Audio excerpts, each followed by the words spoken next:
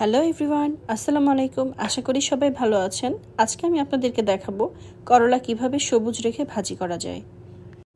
আমি এখানে কিছুটা করলা কুচি করে ধুয়ে লবণ দিয়ে কচলিয়ে রসটা চিপে বের করে নিয়েছি। সাথে কিছু আলু কুচিও নিয়ে নিয়েছি। আলু দিয়ে করলার এই ভাজিটা আমার খুবই পছন্দের। চলুন তাহলে কথা না বাড়িয়ে দেখে আসি কিভাবে করলাটা সবুজ করে ভাজি করা যায়। করলাটা ভাজি করতে প্রথমে আমি একটি প্যান নিয়ে নিয়েছি। প্যানটা ভালোভাবে গরম হলে এখানে সয়াবিন তেল দিলাম। দেওয়ার পরে আমি এখানে 1 কাপের মতো পেঁয়াজ কুচি অ্যাড করেছি। করলা ভাজিতে পেঁয়াজটা একটু বেশি নিতে হবে, তাহলে তিতাটা কম লাগবে। পেঁয়াজটাকে আমি ভালোভাবে নেড়ে চেড়ে কালারটা যখন আরেকটু গাঢ় হয়ে যাবে তখন আমি এটাতে করলাগুলো দিয়ে দিব। পেঁয়াজটা আমার মোটামুটি ভাজা ডান। এখন আমি কুচি করা আলু আর করলাগুলোকে পেঁয়াজের মধ্যে দিয়ে দিব।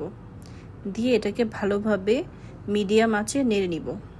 করলা যদি আমরা ঢাকনা ছাড়া ভাজি করি তাহলে এটার কালারটা সবুজ থাকে। এই পর্যায়ে আমি কিছুটা লবণ অ্যাড করব, সাথে দিয়ে দিব কতগুলো কাঁচামরিচ।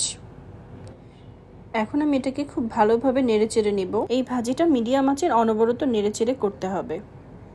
এই ভাজিটা খুবই সহজ আর সময় সাপেক্ষ। সো ভিউয়ার্স, আপনারা দেখলেন করলা ভাজিটা কতটা সোজা একটা রেসিপি। এভাবে নেড়েচেড়ে আমার করলা ভাজিটা হয়ে গেল। এখন আপনারা দেখুন এটার রংটা কি সুন্দর, এখনো সবুজ আছে। আমার এই রেসিপিটি ভালো লাগলে আমার জন্য দোয়া করবেন। আর সবাই ভালো থাকবেন। আল্লাহ হাফেজ।